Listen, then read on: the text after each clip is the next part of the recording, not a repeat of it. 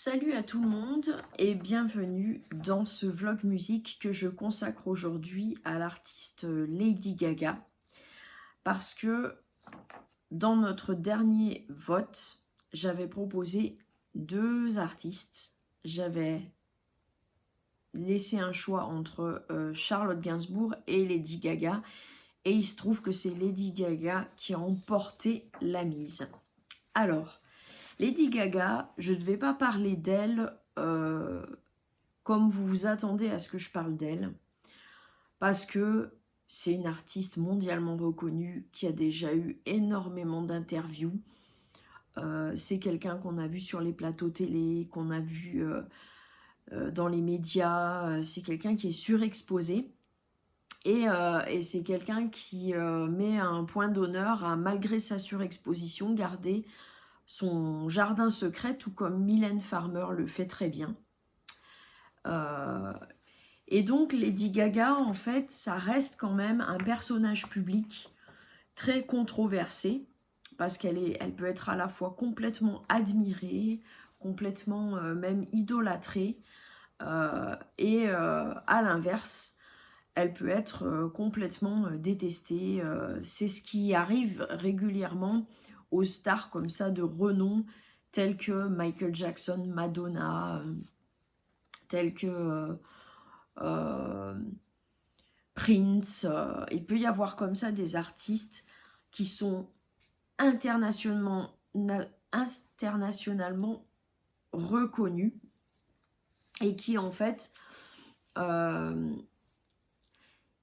finalement perdent un peu une humanité qu'ils pourraient avoir, tout ça du fait qu'il y a une reconnaissance de ces artistes. Alors Lady Gaga, je vais tracer rapidement son parcours, sa discographie, sa filmographie et également ses combats, les combats qui lui tiennent à cœur, pour lesquels elle s'engage. Alors Lady Gaga se nomme en réalité Stefani Joanne Angelina Germanotta et qui est une chanteuse, actrice et artiste américaine qui est née le 28 mars 1986 à New York. Elle devient célèbre à la fin des années 2000 grâce à son tout premier album The Fame qui sort en 2008 et qui contient des tubes comme Just Dance, Poker Face et Paparazzi. Elle se distingue rapidement par son style extravagant, ses costumes originaux et ses spectacles très travaillés. Pour exemple, voici comment Lady Gaga peut se montrer. Vous voyez quand même, c'est assez incroyable, hein. J'ai pêché cette photographie sur internet et on voit bien franchement qu'elle a un style qui dépasse tout code et tout, qui à la fois c'est un style qui rentre dans des codes, mais c'est un style qui fait péter tous les codes. Donc c'est assez incroyable. Au cours de sa carrière, elle explore différents styles musicaux, notamment pop, dance, jazz et musique de film. Elle connaît également un grand succès au cinéma, notamment dans A Star is Born en 2018, où elle joue aux côtés de Bradley Cooper. Sa chanson Shallow devient un énorme succès qui lui vaut notamment un Oscar de la meilleure chanson originale. Lady Gaga, elle est connue pour son engagement en faveur de la lutte contre le harcèlement et pour les droits des personnes LGBT. QIA+, si on a envie d'ajouter tout dans le nom. Elle a notamment créé la Born This Way Foundation qui soutient la santé mentale et le bien-être des jeunes. En résumé, Lady Gaga est une artiste internationale qui a marqué la musique pop par son talent, son originalité et sa capacité à se réinventer, tout en développant une importante carrière au cinéma. Alors, je vais d'abord commencer par la discographie de Lady Gaga, parce que bon, c'est avant tout quand même une artiste musicienne. Donc, on a son premier album, The Fame, qui sort en 2008, avec Just Dance, Poker Face et Paparazzi. Ensuite, on a The Fame Monster qui sort 1 an plus tard avec Bad Romance, Téléphone et Alejandro. Et c'est à l'origine un EP qui est associé à The Fame. C'est pour ça qu'il contient moins de morceaux. Ensuite, en 2011, sort Born This Way avec Born This Way, Judas, The Edge of Glory. Ensuite, on a l'album Art Pop qui sort en 2013 avec Applause, Do What You Want et J.U.Y. Guy. Ensuite, Art Pop en 2013, je viens de le dire, les aléas des vidéos dont le montage n'est pas réalisé, donc avec tous les défauts, les bégaiements et tout ça. Ensuite, on a Chromatica, l'album qui sort en... Pardon, on a Joanne qui sort en 2016 avec Perfect Illusion, Million Reasons et Joanne. C'est le deuxième prénom de Lady Gaga, Joanne. Ensuite, on a Chromatica en 2020 qui sort avec Stupid Love, Rain on Me et je sais pas le dire en anglais, mais 911. 90,011, je crois que ça se dit comme ça. 911, je crois que c'est ça, plutôt. Ensuite, on a Mayhem, qui est sorti en 2025, avec Disease et Abracadabra. Puis, il y a aussi également 2 albums de jazz réalisés avec Tony Bennett, à savoir Cheek to Cheek en 2014 et Love for Sale en 2021. Il y a également des bandes originales de films et projets importants de films dans lesquels Lady Gaga est apparue également. A Star is Born en 2018 avec Bradley Cooper et Harlequin en 2024, un album inspiré de Joker, Folie à deux, le fameux film avec Joaquin Phoenix. Lady Gaga, elle a également pas mal de singles, des collaborations, des remixes avec Beyoncé, Ariana Grande, Bruno Mars et Tony Bennett. Sa filmographie, car Lady Gaga est également actrice, donc elle a joué dans Muppets Most Wanted en 2014, apparemment, qui est réalisé par... je ne saurais pas dire si c'est réalisé par elle-même, en tout cas, elle y apparaît. Sin City, Dame to Kill For en 2014, où elle joue Bertha. Ah oui, voilà. Dans Muppets Most Wanted, elle joue elle-même. Voilà, c'est...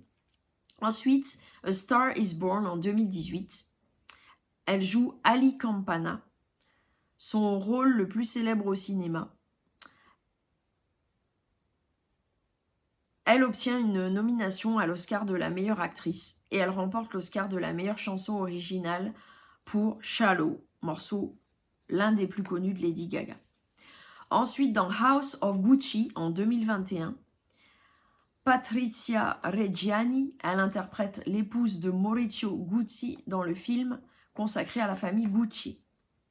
Puis enfin, Joker, Folie à deux, 2024, Harley Quinn, Lee Kinsall, elle joue donc ces 2 personnages apparemment et aux côtés de Joaquin Phoenix.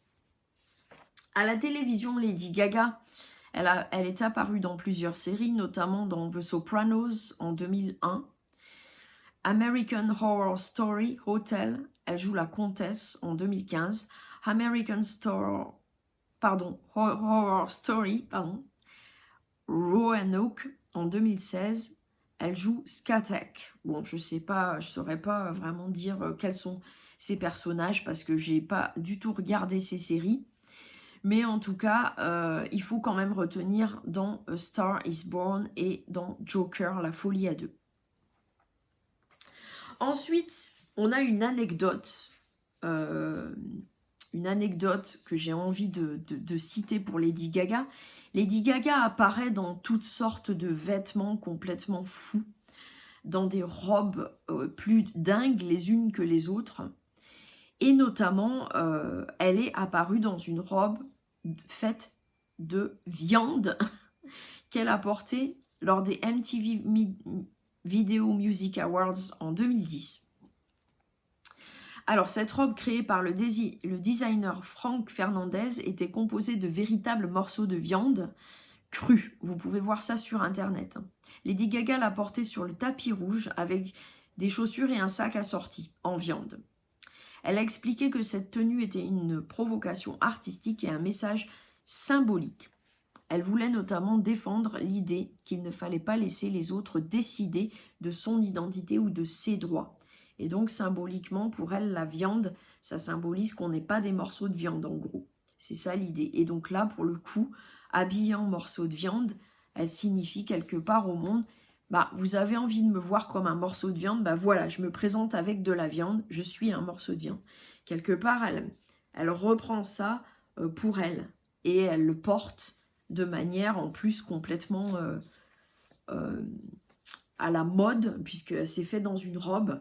Donc il y a un côté en même temps à la fois mode, à la fois bout de viande et à la fois identitaire. Il y a vraiment ces trois aspects.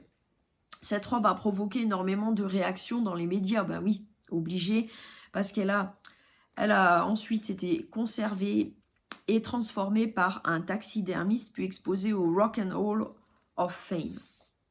Et cette robe est devenue l'un des symboles les plus reconnaissables de la carrière de Lady Gaga et de son goût pour les performances artistiques provocatrices, puisque Lady Gaga, c'est une provocatrice. J'y reviendrai, mais c'est quelqu'un qui s'affiche sans sans discrétion, et puis qui va franco de port dans ses tenues. Je remets cette tenue-là, quand même qu'on peut un peu analyser, mais vraiment Lady Gaga, là, son visage est encadré par une sorte de carré, donc on pourrait presque se dire, tiens, c'est une œuvre d'art, et en même temps, elle est dans une robe, donc bon, c'est pas qu'une œuvre d'art, c'est aussi, elle dans une robe, elle se présente comme une forme de mannequin, comme une sorte de mannequin, et puis cette robe, qui, on a le sentiment, en fait, est vide. C'est comme s'il n'y avait pas son corps à l'intérieur. On a l'impression que c'est quelque chose de complètement froid et de complètement inanimé. Et c'est vrai que on pourrait faire un descriptif de toutes les robes excentriques qu'a portées Lady Gaga. Mais le but n'est pas de parler des robes de Lady Gaga, le but est surtout de parler de sa musique aujourd'hui. Donc, on va terminer avec son engagement pour les droits LGBT+, car c'est une figure engagée en faveur des droits des personnes LGBT, et elle soutient l'égalité des droits, la lutte contre les discriminations envers ces personnes, la lutte contre l'homophobie, la transphobie, notamment à travers des prises de parole publiques, les jeunes LGBT+, avec Born This Way Foundation, qui a été créée en 2012 avec sa mère Cynthia Germanotta, qui œuvre pour le bien-être et la santé mentale des jeunes, puis la visibilité LGBT+, dans la culture populaire et la défense du droit de chacun à être soi-même. Sa chanson Born This Way en 2011 est devenue le véritable hymne LGBT+. Elle encourage l'acceptation de soi et célèbre les différences, avec notamment le message que chacun doit pouvoir s'accepter tel qu'il est. Lady Gaga a également participé à des événements en faveur des droits LGBT et a régulièrement dénoncé les discriminations. Donc son engagement repose surtout sur l'égalité, l'acceptation de soi et la défense des personnes victimes de discrimination.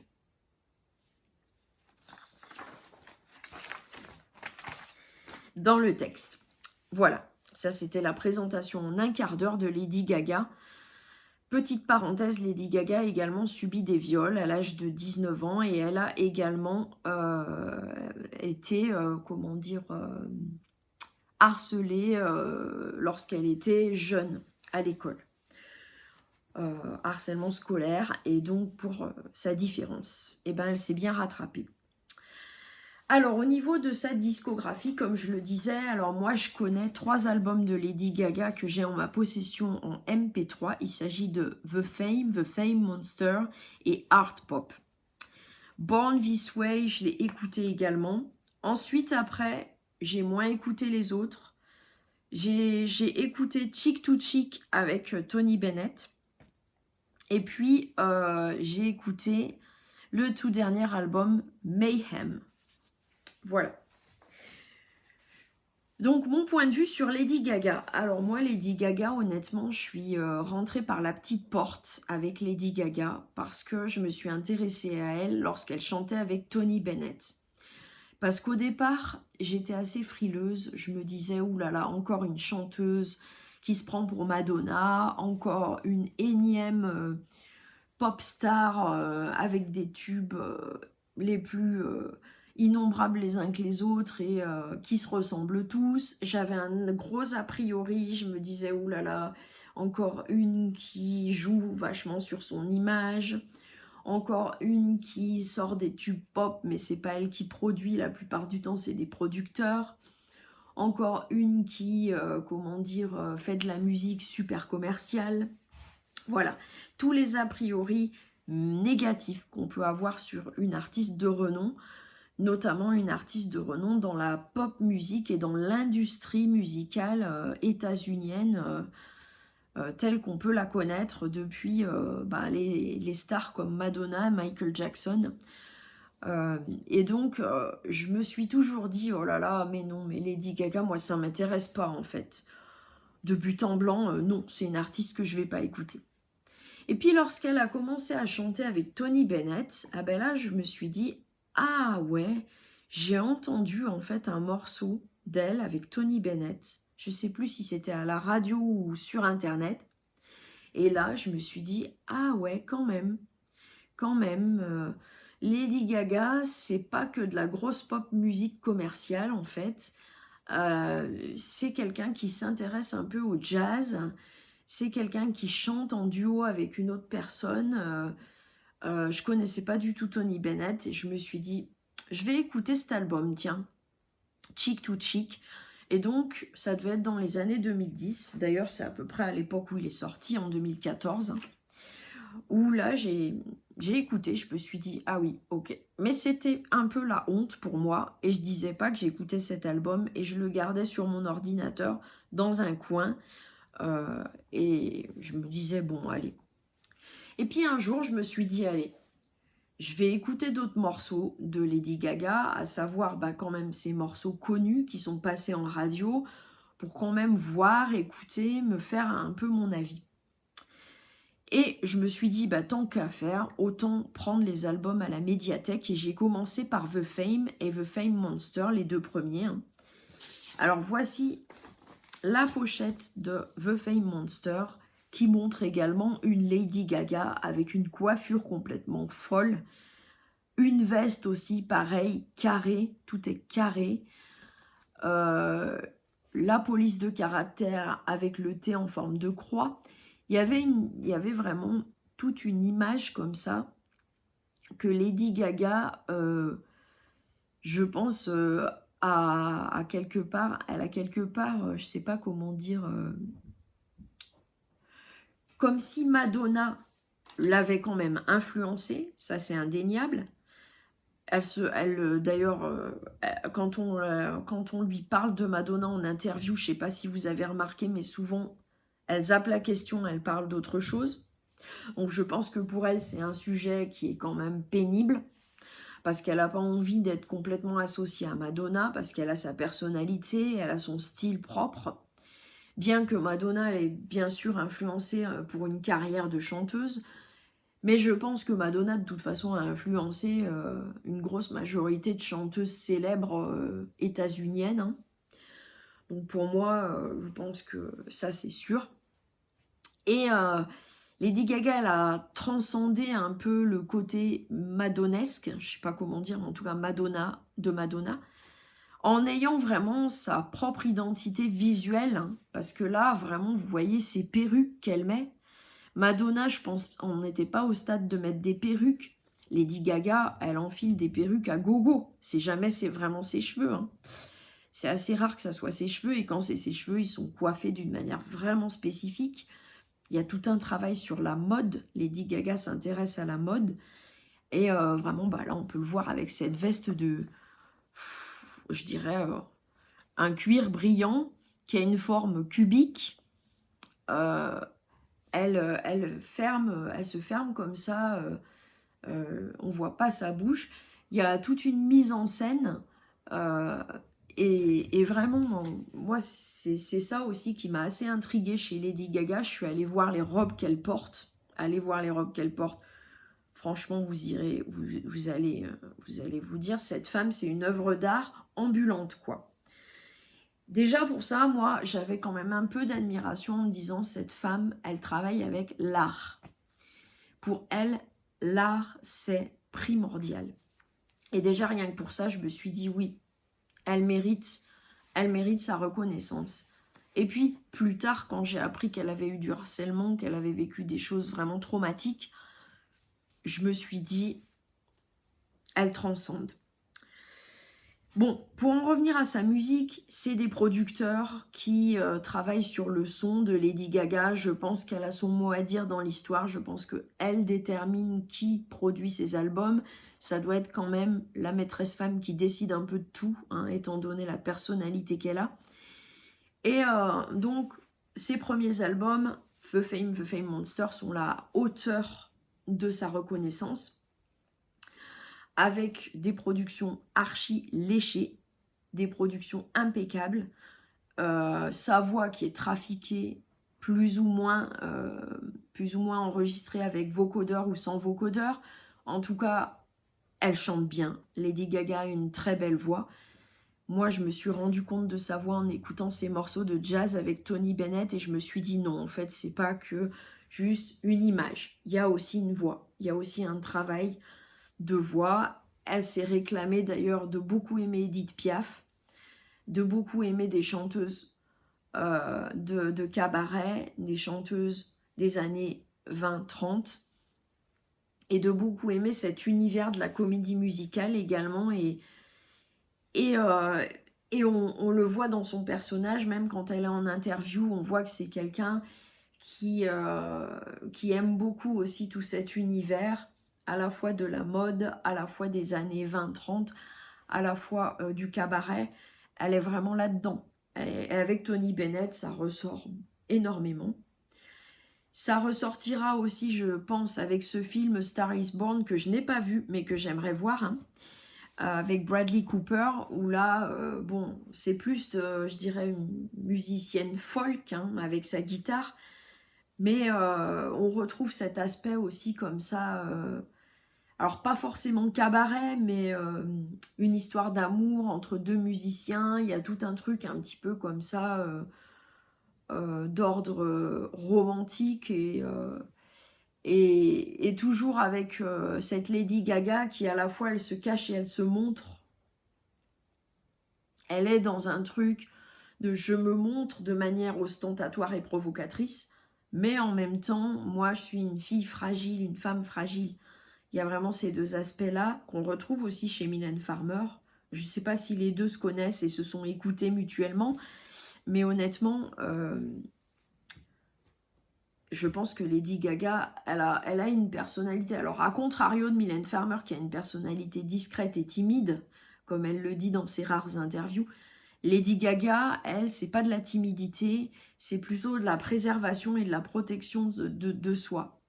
Et je pense qu'elle fait bien parce que, étant donné la renommée internationale qu'elle a, et vraiment tout un paquet de fans qui bavent devant elle, devant ses interviews, devant ses prestations, sur scène, j'ai pas vu Lady Gaga, mais je suppose que c'est spectaculaire, évidemment, hein, avec des danseurs tout autour d'elle, avec peut-être, elle doit peut-être être soulevée dans les airs, il doit y avoir des trucs un peu comme pour la chanteuse Pink, j'imagine, ça doit être des mises en scène extravagantes, et puis il doit y avoir, ça doit être des salles remplies à bloc, et donc, il n'y a plus l'aspect humain dans tout ça. Alors que Lady Gaga, moi, je trouve que là où elle a son point fort, c'est qu'elle arrive à faire parfois transparaître dans certaines interviews, pas toutes, un côté humain d'elle, de ce qu'elle est sans phare et sans toutes ces tenues. À travers ces tenues dingues, on sent la femme fragile qui a été traumatisé, qui a beaucoup ramassé, qui a été harcelé, on ressent quand même cette fragilité, mais on voit bien qu'il y a une grosse carapace métallique autour et qu'il faut pas y toucher. Et que, en fait, elle est, je sais pas comment dire ça. On peut pas, je pense pas parler de timidité, mais vraiment, elle se protège. Alors, pour la suite des albums, moi j'ai écouté Art Pop et Art Pop normalement, ça devait être un album qui était un peu dans la lignée de The Fame et Born This Way, qui est un super album également, avec une production tout aussi léchée que The Fame, avec des tubes qui sortent, hein, vraiment, avec sa voix. Et puis c'est des tubes qui se dansent, hein, forcément. Hein. Vous allez sur un dance floor, vous dansez sur Lady Gaga, c'est obligé. C'est quand même un des premiers trucs chez Lady Gaga, c'est qu'à la fois c'est un tube pop, mais à la fois il se danse et vous vous éclatez dessus, quoi, vraiment. Et ensuite, bon bah Art Pop, oui, il est en demi-teinte et il a été un petit peu décrié par les critiques musicales, étant donné quand même que les deux premiers albums, The Fame et Born This Way, avec The Fame Monster rattaché, étaient vraiment des albums hyper médiatiques, hyper super bien produits. Je crois que sur Art Pop, il me semble qu'elle a changé de producteur. Ensuite, bon, Joanne, je ne l'ai pas écoutée, mais on voit que sur la pochette, elle est de profil avec un chapeau façon un petit peu western et country. Alors, je ne sais pas si cet album est à tendance plutôt country, vu que je ne l'ai pas écouté, je ne saurais pas dire. Chromatica, je ne l'ai absolument pas écouté. Bon, on connaît ses tubes, hein, forcément, à un moment. Je peux pas vraiment parler de ces deux parce que je les ai pas écoutés. Et enfin, le tout dernier, Mayhem, où là, il y a encore une fois ce travail sur l'image de Lady Gaga. Mayhem, ça signifie désordre. Et on voit que c'est une personnalité fragmentée. Fragmentée avec une coiffure un peu dans tous les sens, une vitre cassée, un reflet un petit peu détruit, tel... Elle joue beaucoup avec l'idée de la monstruosité aussi sur son image, un côté queer, étrange. Et là, ça ressort également. Et puis, ça ressort à l'intérieur du livret, que je vais vous montrer si j'arrive à l'enlever, parce que des fois, c'est un peu galère. Où là, on la voit également vêtue d'une robe, mais elle est difforme complètement. L'image est scindée. Et là, on voit une partie d'elle qui, en fait, elle a presque 4 jambes. Il y a quelque chose de vraiment un peu fou là-dedans. Ensuite, si je déplie, ici, elle se trouve dans une robe qui est complètement dingue. C'est une robe qu'on pourrait qualifier de robe presque à la fois mystique, à la fois, on dirait une sorte plutôt de veste que de robe, où on a l'impression que ça fait un peu, je sais pas, hein, je sais vraiment pas comment décrire ça, mais et en même temps, elle, à l'intérieur, avec son bijou, et puis la tête levée, elle a un maquillage, elle a ses cheveux comme ça, un peu déteints, là, ici. C'est assez mystérieux. C'est assez mystérieux, et en même temps, bon, on voit bien que ça respire pas le bien-être. Hein. Alors après, est-ce qu'il y a d'autres photos? Non, il n'y a que ces 3, mais regardez le livret. Alterné avec du orange et du noir et blanc. À l'intérieur, on a les précisions sur les chansons, la production, tout ça. C'est pas les textes, malheureusement. J'aurais apprécié avoir les textes des chansons, mais bon. Et là, oui, je reviens sur cette image où là, en fait, on a comme une sorte de scission entre deux visages. Un visage qui respire pas la joie de vivre, hein, faut quand même bien le dire, et puis un visage là qui est complètement distordu par un reflet. Et cet album que j'ai écouté pas mal de fois de suite, alors à la fois ça reste de la pop musique, mais en même temps ça traite de sujets assez difficiles. Elle parle de maladies. On peut supposer qu'elle parle de maladies mentales, de dépression, puisqu'il faut savoir que Lady Gaga a aussi été beaucoup dans la dépression, suite à ses traumatismes, de ce qu'elle a vécu quand elle était toute jeune. Du coup, elle a quand même pas mal ramassé. Elle a un duo sur cet album avec Bruno Mars, qui est très chouette, qui s'appelle Die With A Smile. Il y a les morceaux quand même très connus qui passent en radio, à savoir Disease et Abracadabra, qui sont les 2 premiers morceaux de l'album. Mais ensuite, il y a énormément de morceaux qui sont pas en radio, qui ne passent pas en radio, et qui sont très bien d'un point de vue pop, qui mélangent les styles, qui mélangent à la fois un côté pop, un côté légèrement acoustique, rock, un côté disco. Elle aime bien mélanger les styles. Et sur cet album, ça transparaît. Cet album est sorti en 2025, mais il a eu plusieurs versions. Il a eu une version toute simple que j'ai ici, qui était à 10 € pour information. Et il a eu une version un peu plus complète, avec des titres en plus, en bonus, hein, comme ça se fait souvent dans les sorties d'albums de stars. Hein. Il y a toujours une version réduite et une version agrémentée avec plus de morceaux. Je ne sais pas ce que vaut la version avec plus de morceaux, mais moi, celle-ci, je l'ai appréciée, je l'ai beaucoup écoutée. J'en ai fait un peu une overdose, parce que je l'ai écoutée d'affilée plein de fois pendant 2 jours. Mais voilà, Lady Gaga, elle aborde des sujets sensibles. Elle aborde les sujets de la différence, le sujet de la bisexualité. Elle aborde le sujet de la santé mentale. Je suppose que dans Joker, ces sujets-là sont abordés également avec une forme de double personnage comme ça. C'est des films que j'ai pas vus, les films où figure Lady Gaga. Pourtant, c'est quand même des films hyper connus. Joker et Star is Born, c'est quand même des méga productions américaines, états-uniennes.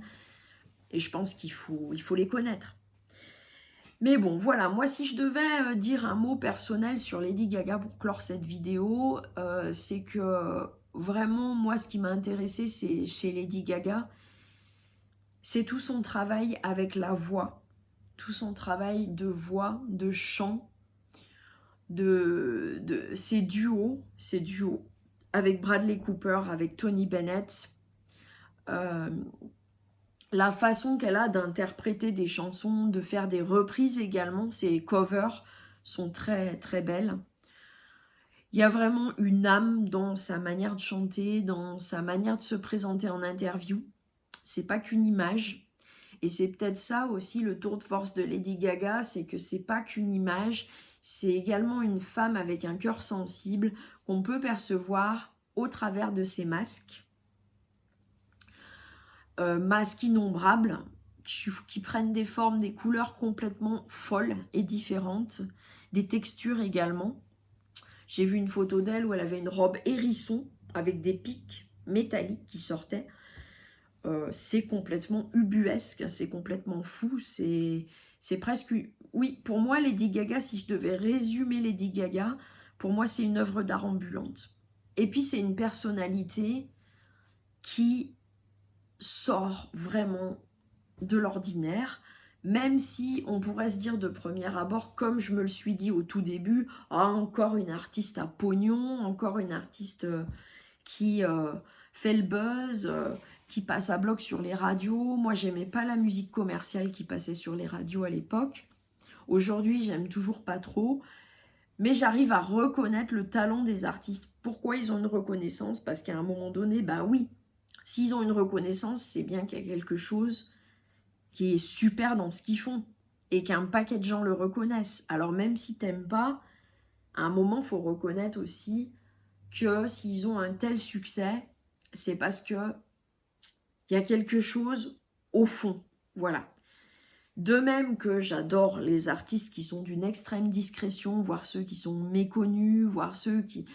Et j'ai envie de vous les présenter aussi, parce que pour moi, c'est important de présenter quand même des artistes que vous connaissez pas et pour vous les faire connaître. Lady Gaga, c'est imparable, tout le monde la connaît. Et puis une dernière anecdote pour rire un petit peu, c'est que vous savez que le patois local à Saint-Étienne, ça s'appelle le gaga. Et lorsque Lady Gaga n'était pas encore bien connue, mais qu'elle commençait en 2008 à apparaître dans le paysage musical international, un jour on me parle de Lady Gaga, et je dis quoi Lady Gaga? Mais Lady Gaga c'est... Et sérieusement, hein, je pensais vraiment ça. C'est une personne qui parle gaga? C'est une chanteuse qui chante en gaga? Patois local stéphanois de Saint-Étienne. Et du coup, quand on m'a dit mais non, c'est une nana internationalement reconnue, elle est états-unienne, je me suis dit non mais n'importe quoi, moi je pensais que c'était quelqu'un qui parlait gaga. Donc voilà, pour vous dire que bon. Et l'origine du nom Gaga, eh ben c'est facilement, ça peut facilement se trouver sur internet. Pourquoi elle a été nommée Lady Gaga et qu'elle s'est nommée elle-même Lady Gaga d'ailleurs. Alors je sais plus, hein, je m'en rappelle plus, je l'ai lu, mais sur Wikipédia c'est très accessible d'avoir cette information. Et donc voilà, moi je m'arrête là pour ce vlog. Je vous souhaite une bonne rentrée 2026 et je vous dis à bientôt pour un autre vlog qui sera très certainement sur Charlotte Gainsbourg, étant donné que c'était le second choix qui n'a pas été pris. Et donc à bientôt pour un prochain vlog.